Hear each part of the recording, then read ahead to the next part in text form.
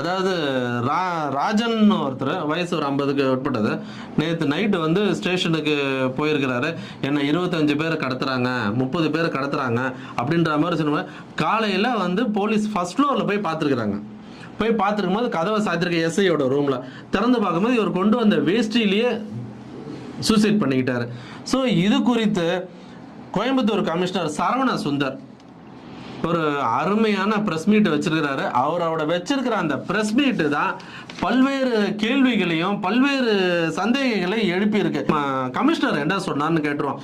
அவர் வந்து ஈவினிங் வந்தாராம், சென்ட்ரி கிட்ட கேட்டாராம், இந்த மாதிரி யாரோ என்ன விரட்டுறாங்க துரத்துறாங்க, அதே மாதிரி அவர் எங்கெந்தெல்லாம் வந்தாரு, அங்க இருக்கிற போத்தீஸ் அந்த மெயின் ரோட் பேர்லாம் சொல்லி பஸ்ல இருந்து இறங்கி அந்த சிசிடிவி காட்சிகள்லாம் இருக்கு வந்தாரு. அவரை வெயிட் பண்ண சொல்லியிருக்கிறாங்க. ஆனா காலையில போய் பார்க்கும்போது அவர் வந்து தன்னோட சொந்த வேஷ்டிலேயே தொங்கியிருக்கிறாங்க.